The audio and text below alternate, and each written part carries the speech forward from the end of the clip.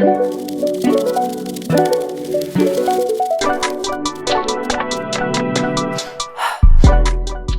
guys, welcome back for episode 17. So last week we explored why silence isn't neutral, especially for B2B brands. We talked about speaking up in meaningful moments to build brand relevance and trust. And this week we're going to be focusing on another kind of silence, when your website isn't converting and nobody's telling you why. So there's a few things that quietly kills your growth, and most of this is actually to do with your website, which really should be seen as your number one salesperson that essentially works for you 24/7. Now most of the B2B websites that I've seen, like probably in the past 23 years that I've been in business building B2B websites and e-commerce sites and things like that, is most of them are built with aesthetics in mind, how it actually looks. I mean, design's obviously subjective, but what generally happens is uh, a lot of businesses don't really understand what makes up a website. So they assume that, what it needs to do is it needs to look good. And that's far from the truth. What it needs to do is it needs to allow the prospect to understand who you are, what your value proposition is, and take What action. you can do for them, and what you can do for them. Now, the website could be driving traffic, but does it really drive the pipeline? Most of them actually don't. I mean, to be honest, even like when I look back at, and this is probably most of the clients that we work with, most of the websites aren't even, the content themselves isn't even aimed at their buyer persona.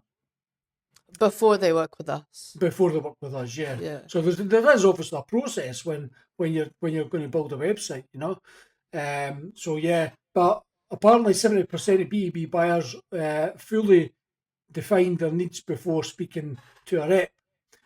So if the website isn't guiding people that land on your website to convert, to take that next step, then it's likely killing your growth, and it's likely no driving the revenue that you hoped it would drive when you first went out to build that website. And that's a shame, because your website should be a top performing salesperson. It should not just be a digital brochure. No one's interested in brochures. People want to know what you can do for them as soon as they land on your website. Yeah. There's a few different signs as to why your website isn't working. So there's high bounce rate. So if people are just landing on your page and not even spending time there and leaving straight away. The thing is, that's pretty much the majority of them. I've seen bounce rates up to like 80 and 90%. So that means that what's happening is the prospects or the traffic is landing on the website, and it's likely that they believe that they're not going to have the problem solved there. Or your website's taking 10 years to load in, and by the time it loads in, they're already like, nah. Yeah, that's correct. And that's why Google say that it should really load in less than two seconds. And 2 seconds doesn't sound very long, but as when you're waiting for something to load. Yeah. You know? You've got low time on a page, so if somebody's not spending time reading your content or, going to the depth of that page, that shows that your content's probably pretty crap or it's not solving their problem. That's right. So in terms of the time on your page, that's kind of relates to the scroll depth. The time on the page is generally related to the bounce rate, right? Because if someone's not staying on the page, then obviously the time on the page is going to be low. But another thing that needs to be considered is the scroll depth, which you just started to talk about there. So if your hero section, the bit at the very top above the fold, is probably the most important thing that will basically tell the prospect when they land on a website what you're all about and how you can help them. And that's what it should be, your value proposition. Here's who we help. This is what we can do for you. Now, generally, if people land there and they don't feel that you are going to be able to help them, they'll bounce, right? And the chances are they're not going to scroll the rest of that page to find out and learn more and then take action on that, which will obviously ultimately lead to poor conversion rates. Yeah, yeah. You've also got things like confusing navigation. I've been on some websites and they've got 10 million different drop downs in their menus, or their menu just doesn't sit right, and you're spending about 5 minutes trying to find that page, and it makes your experience on the website poor, and it Yeah. makes you it makes you annoyed, being on that website and trying to navigate it, and you don't want your customers or your potential clients to be confused or angry on your website.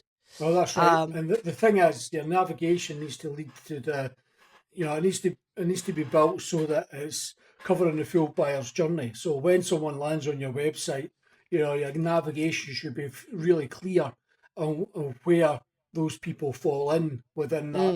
mm, If someone knows they've got a problem and they land on your website, they see your value proposition, they see your navigation, they see a button that says demo now. If they're ready to demo now, then they'll click the button. Most often than not, that's not the case, though. You know, mm, and that's where the navigation can become an issue. mm. And then you've got generic messaging. So if you're just out here, you know trying to do it for everybody and keep it very, trying to service every man and their dog, that's not going to work. And it's not speaking to your ICP. And if you don't know who your ICP is, then you will probably have generic messaging on your website. Correct, yeah. So ICP is ideal customer profile, or when we were doing outbound, it would be your buyer persona, the people, your ideal customer, those people that are going to buy your products. Yeah, So it needs to obviously speak their language. It needs to speak about their pain points.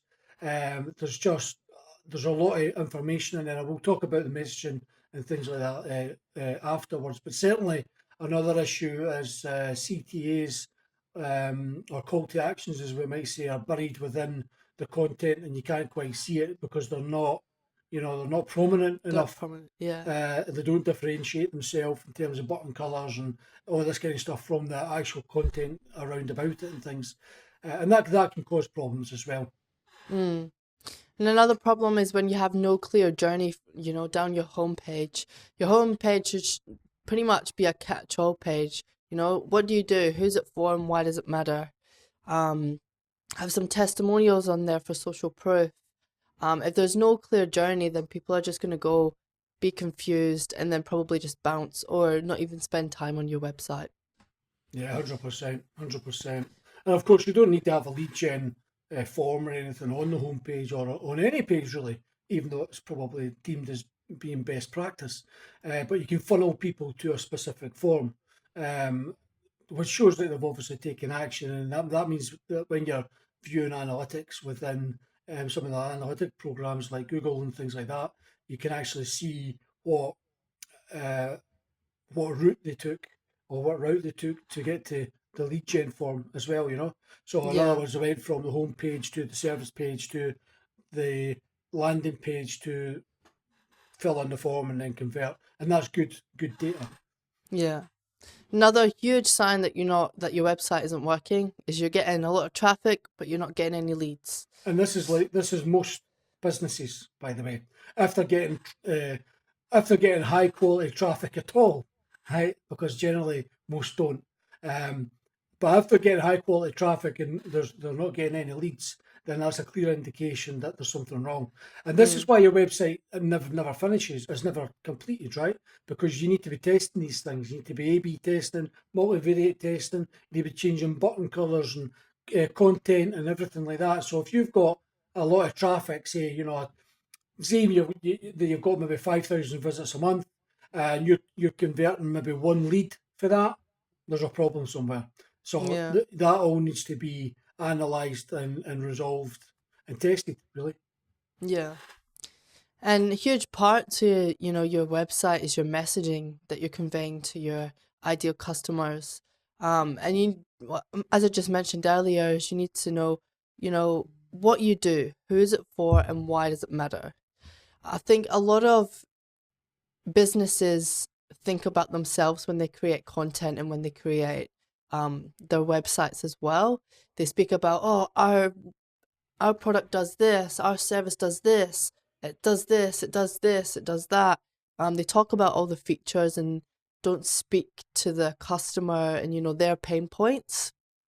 So, you need to be talking in your customer's language and talking to them.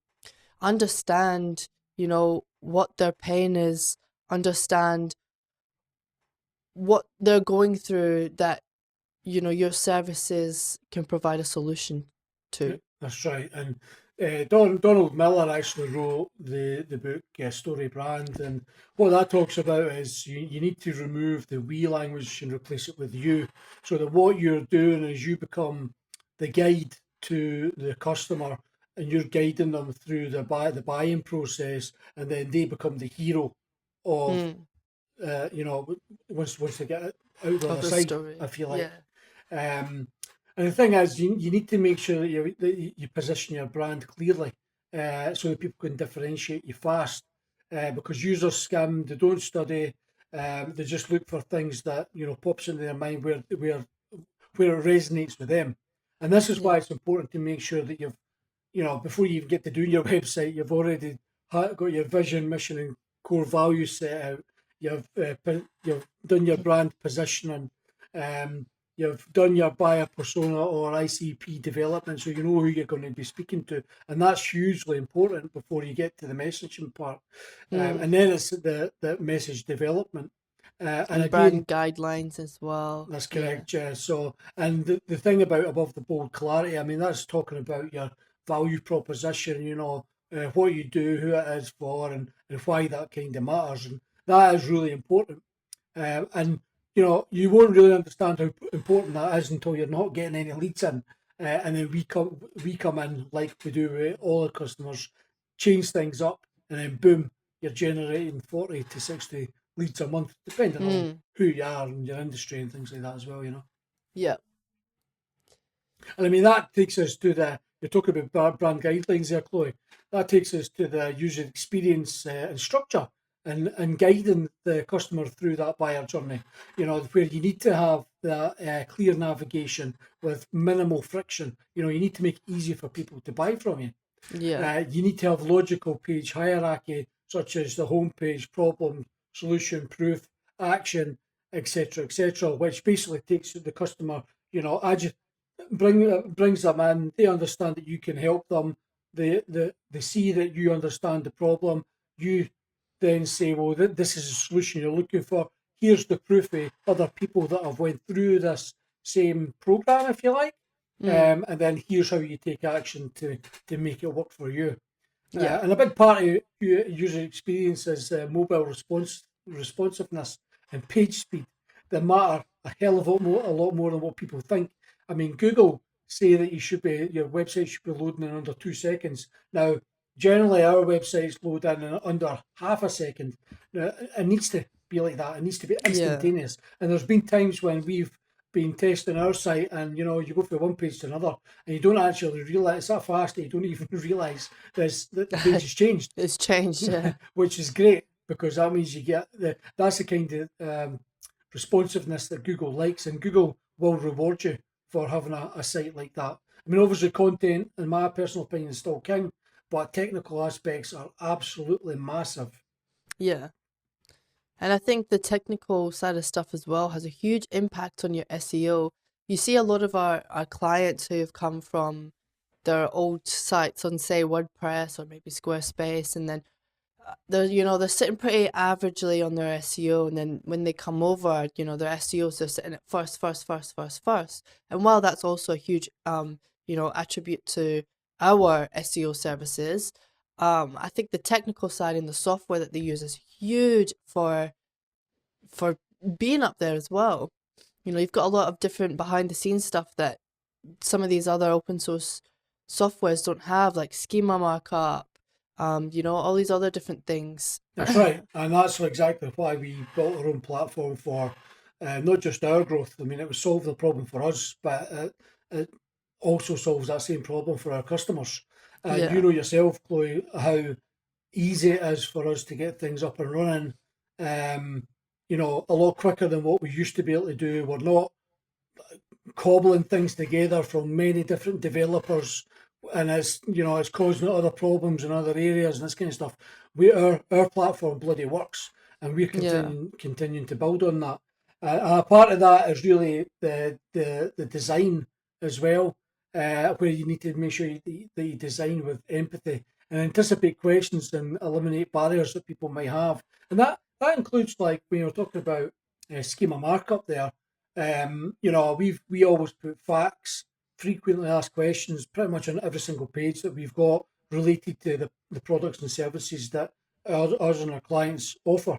Now, Yep. those little fact modules have schema markup and things like that as well. So that all helps the search engines, including AI nowadays, understand who you are, what you offer, and how you can help people. So when someone's in AI, for instance, like ChatGPT, and they're looking for a growth agency in Brisbane, you're the one that's getting recommended by ChatGPT. Yeah. Now, when we go on to the call to actions, just putting contact us isn't enough. You need to use multiple different call to action formats, and even like you said earlier, A/B test those as well. So test call to actions like book a demo, download the guide, see it in action. I think we have get a discovery call, Get give, get a quote and things yeah, like that. Yeah. get a quote, yeah, get a free quote as well. When people see free, they're like, oh, you know, they don't have to give anything in return. And place call to actions throughout all of your different content sections that you have on your website, not just at the end. Because, as we mentioned earlier with your page depth, if somebody is only going to a certain point, you want to catch them before they, bounce off. And if they're not going to get to that, that end call to action, want You to catch know, them as early as possible. absolutely. One of the things I did, Chloe, for our system, which is active on our website, is when you're placing call to actions throughout your content, what happens is you just need to add a little class to like this div, and what happens is it takes that div. So when the user scrolls down the page, it actually brings out the call to action as if it's coming out from the page, and As if then it enlarges, yeah. and then puts an overlay around it so that it kind of is in the customer's face. And as they continue to scroll, it kind of just then fades back into the page. So things like that are actually really good as well because they help emphasize the call to action, and if someone's ready to take action at that point, they might click it. Yeah. Now one thing I must say is doing blogs is a must on your website. You need to be answering questions. Well, you need to be answering the questions that the customers are asking. So if a customer's looking for pricing, for instance, for their next car, they want to see that pricing on the page. So you should have a pricing page.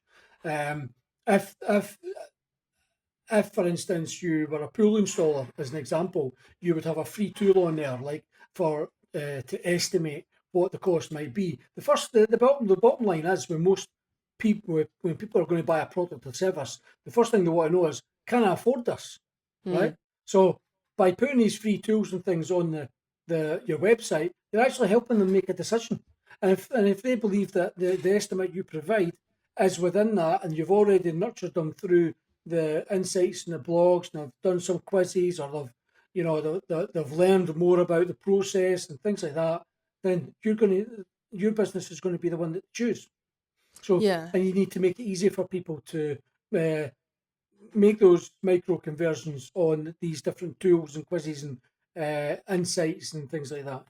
Yeah. And getting back to gated content, by the way, I mean, like gated content came about, but I think back in 2005 onwards when um, HubSpot, created this buzzword called inbound marketing and sales and things, and uh, basically the premise is there that you create a document, like a PDF and things like that, that which is a gated piece of content. So in order for you to get the content which you want them to get anyway, is they need to give you an email address and sometimes a phone number and things like that in order to exchange data.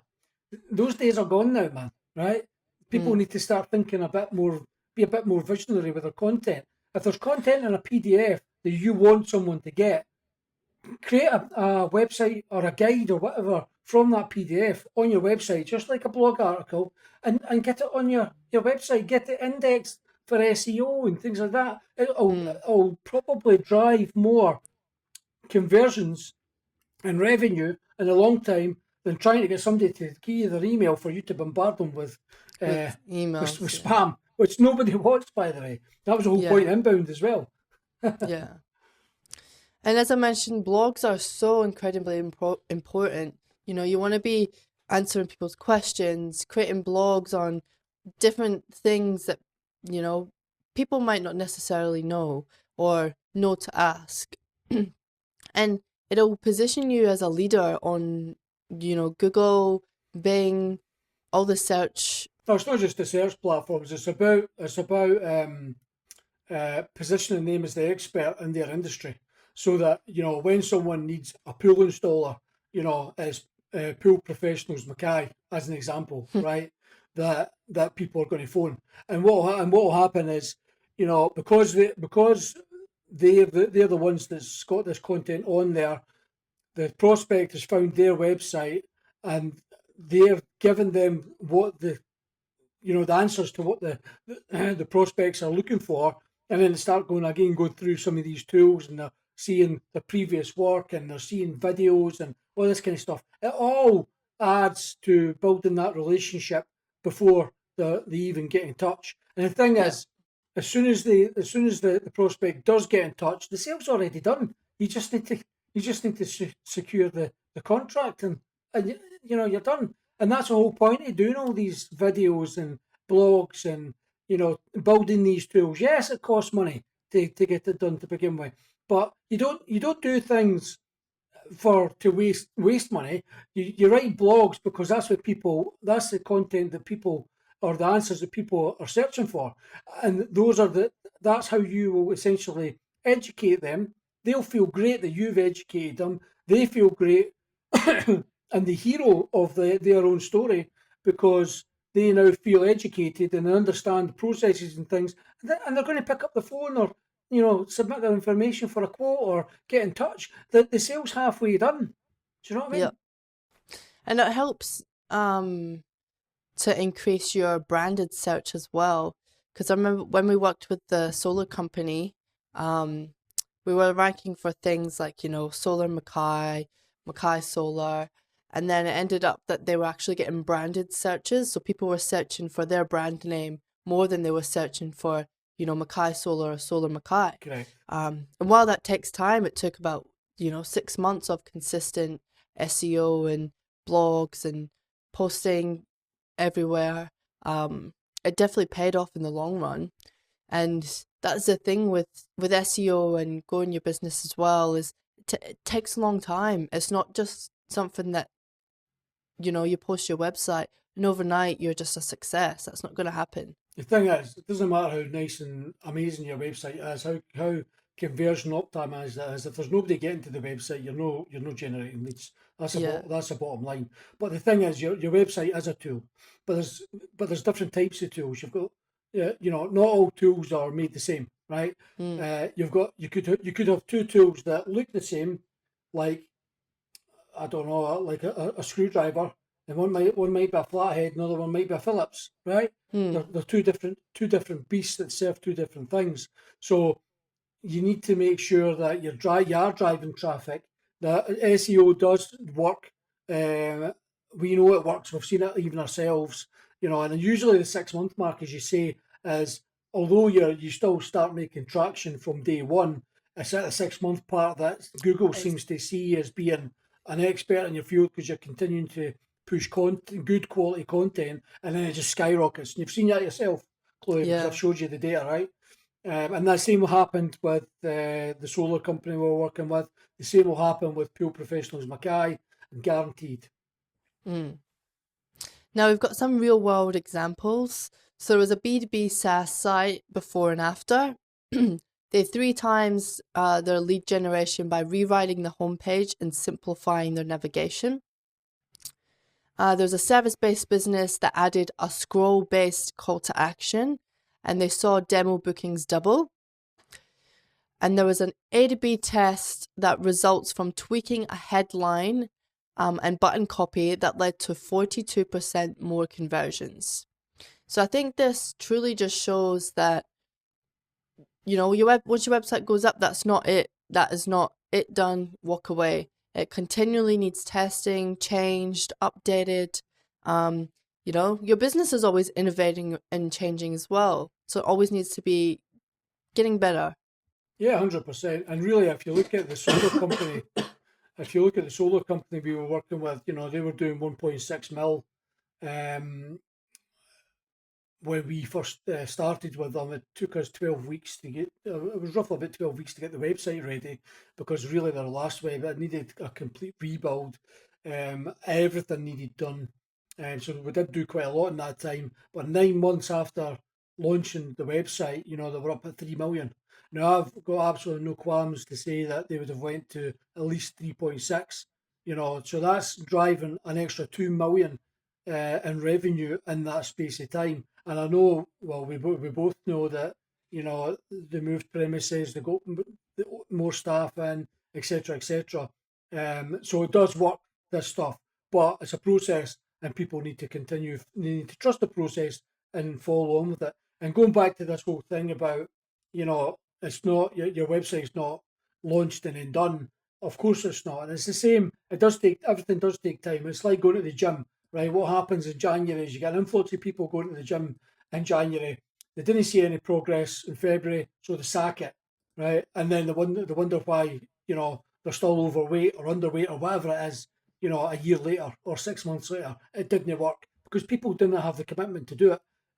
If you truly want to grow in any industry, you need to commit to the growth. You need to Yeah. commit to the changes. You need to commit to listening to experts that know what they're doing. You need to commit to the rebuilds. You need to commit to the customers, and you will see that growth. Yeah, and the money you're investing in all of this marketing is an investment.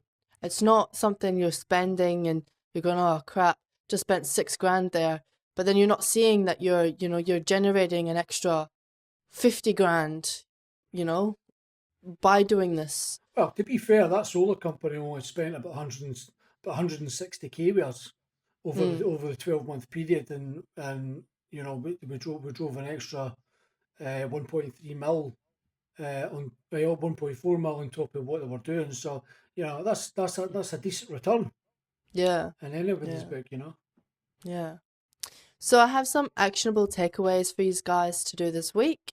I want you to run a website audit and understand, is it clear, is it useful, and is it persuasive within the first 5 seconds? Have a look at implementing some heat maps and recordings like Hotjar to see where your users are actually dropping off. Rewrite your homepage headline and call to action based on what customers care about most. And start small and just improve one page at a time with purpose and data. So next week we'll be talking about the impressions, likes, and followers, how they may look good on a dashboard, but do they actually move the needle? We'll be talking about vanity to value and B2B metrics that actually matter. Awesome. Awesome. Do you have anything else you want to No, add? that's it. Until the next time. Awesome. See you on episode 18. Thanks, Bye. guys.